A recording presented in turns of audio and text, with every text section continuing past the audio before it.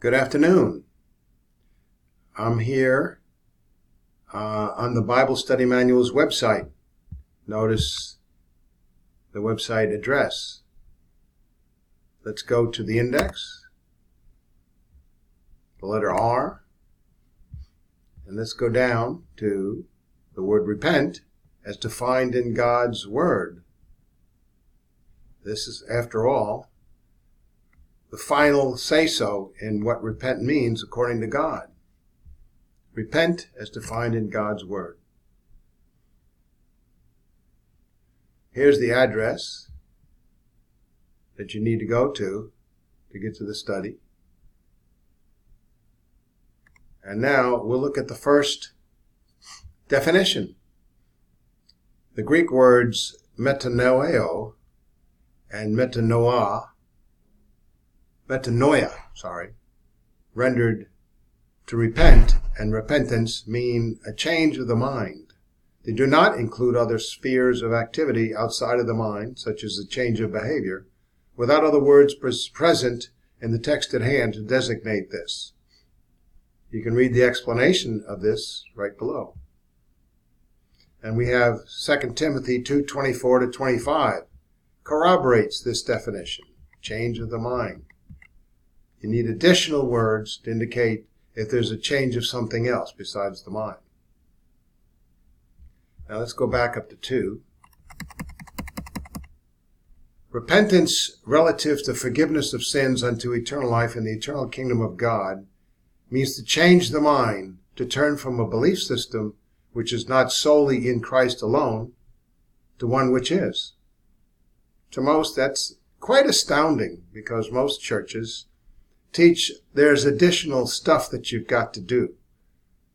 But if you're saved by grace through faith, and it's not of yourselves, it's the gift of God, not by works, lest any man should boast, then repentance can only include your faith. That's not something you do, that's something you accept as true. That's what belief means. Belief in something is belief that it's true. The Old Testament prophets support this idea of the meaning of repent. Mark 1:14-15.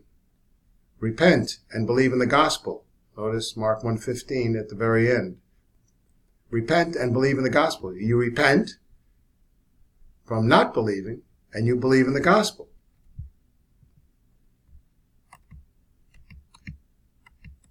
Further on down, keep scrolling down and reading as you find yourself interested in getting into more detail. The case of the message of the gospel after Christ's ascension, beginning with the Apostle Peter, the Greek word metanoeo, rendered repent, continued to signify a change from not believing to believing alone in Jesus Christ, now having been revealed in his resurrected humanity to the world as Lord and Christ, the Messiah for forgiveness of sins unto eternal life in the eternal kingdom of God. You believe in that. Which kingdom would commence should all of that generation of Israel believe? They did not. We're waiting for Israel to respond unanimously. Plus, in this time, there was begun the reception of the gift of the indwelling Holy Spirit in all who believed, Jew and Gentile alike. But sometime after his address to the Jews in Acts chapter 2, Peter indicated that heaven must receive Christ, Jesus Christ, the Holy One, until the times of restoration of all things, until a future time when the eternal kingdom of God would commence upon all of a future generation of Israel repenting and believing in Christ. So Acts chapter 2, verses 36-38 has quite a different meaning, according to God, in his word, than most people take this passage for. You can scroll down and read at your leisure the detailed exposition of these 3 critical verses, 36, 37, and 38.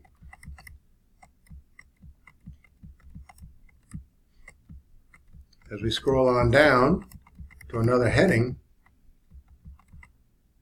Peter's answer to the Jews' question of what they should do relative to Jesus Christ being their Lord and Christ, their Messiah Savior, included being water baptized, but that only to symbolize and not to be part of repentance as some contend, nor to be causative of being forgiven of one's sins unto eternal life in the eternal kingdom of God.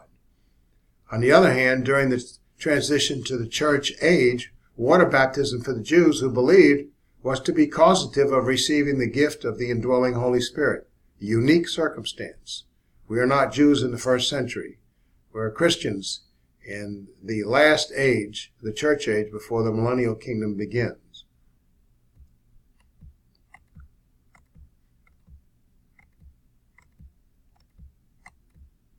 Flip down a little bit more. There's a lot of proof texts involved in this, so the details are there for your perusal.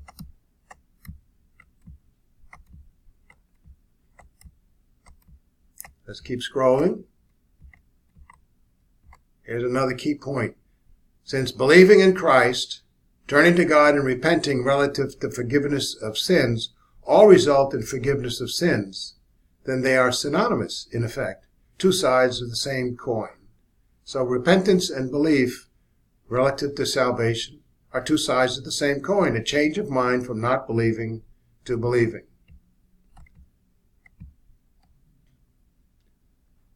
And here we have B, the word faith can be used in place of repentance relative to salvation unto eternal life with no change of meaning.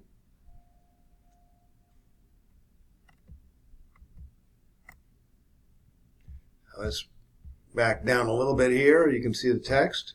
Since repent and believe are salvation are synonymous, and since believing in the Son is synonymous with accepting the testimony of God about his Son, i.e., a mental assent, then repenting unto salvation is a mental assent. Believing unto salvation is a simple mental assent in the truth of the gospel. So you have faith, belief, believe, and trust are defined in the dictionary. Notice, believe, the assent of the mind to the truth of what is declared by another, resting solely and implicitly on his authority and veracity and reliance on testimony. It may not be true. You can believe something that isn't true. How many of us have done that? Believed in someone, find out they're not all they make themselves out to be. Now, Jesus Christ makes himself out to be who he is. You believe on him, and you have confidence in having eternal life.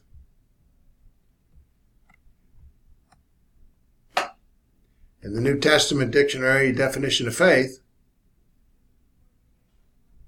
to believe, give credit to, have a mental persuasion, see? Acceptance in the mind. Scripture defines saving faith as a mental assent to the testimony of God about his Son. Notice, key passage in 1 John 5, 9 through 13. We accept man's testimony, see? But God's testimony is greater because it is the testimony of God, which he has given about his Son. So accepting the testimony of God about his Son is presented here as an argument that what God is saying about his Son is true. Mere mental assent.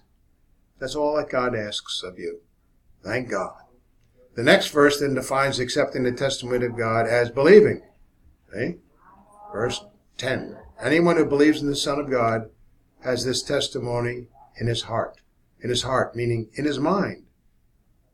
And notice, has this testimony in his heart equals in his mind. Scripture equates the heart and mind. Look at these several references, 3 references that indicate that the activity of the mind is what is in view when you believe with your whole heart or believe. Accepting something as true is either on or off. It's not part way because you didn't believe it enough. That's utter nonsense. So we go down to verse 10, continued.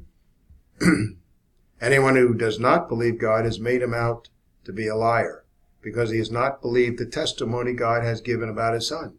Believed in your mind. And this is the testimony of God. God has given us eternal life, and this life is in his Son. If you want eternal life, trust in God's Son, to provide it for you. And then at the end here, 12 and 13, he who has the Son has life. See? He who believes in God's testimony about his Son, a mental assent that the Son will provide eternal life for him, if he merely believes in the Son doing this, has eternal life. Present tense possession. Forever, because it's eternal. He who does not have the Son does not have life. So, to have the Son means to believe that he will provide eternal life for you. To have the Son is to have the Son. To not have the Son, To not have the Son is to not take God at his word that the Son alone will provide eternal life for you. So if you believe what God testifies to, you will therefore have eternal life because God says so. God being who he is, he will deliver. The word of God proves it because it's carefully studied. We find it's inerrant. And then John writes further at the end, verse 13. I write these things to you, here it is down here, verse 13, who believe. Oops, let me flip it down there. I write these things to you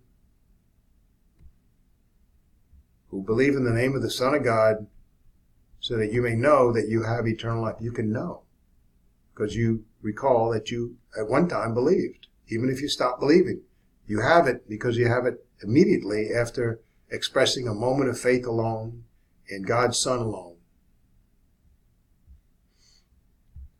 Now, repentance unto salvation does not include an emotional response of any kind, such as feeling sorry or guilty.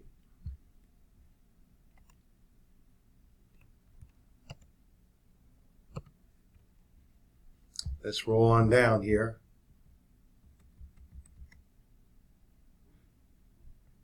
Another Greek word, I have a little trouble with this computer here.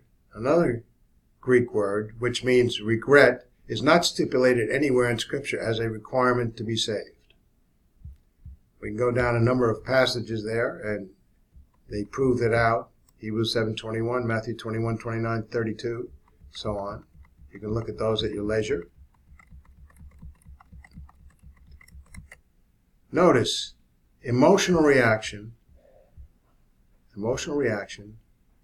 is a contribution on the part of the individual. A work which, if considered part of what one must do to be saved, cancels out salvation by God's grace gift.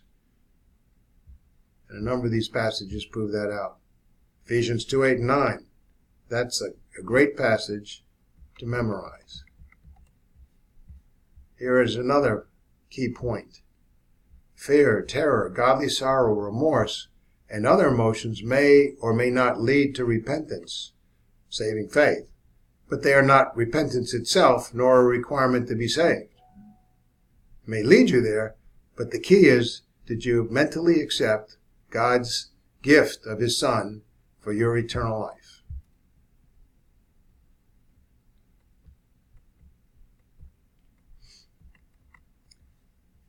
And even if sorrow, good behavior, or a commitment to turn from sin were required, these being necessary godly acts, all such acts by an unbeliever are disqualified as filthy rags and unacceptable to God.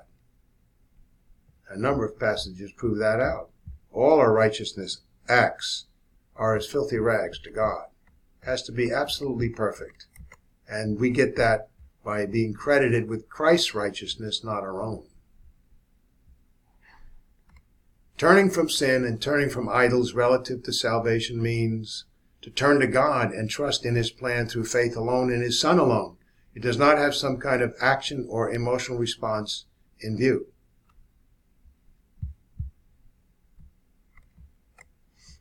Number of proof texts there. So, point 7. To trust alone in Christ alone as Savior implies that you have a sin problem with God and need a Savior. So a formal acknowledgement of one's sin problem with God is not additionally necessary to the faith placed in Christ as Savior. It might be redundant, but it only has to be done once. This is not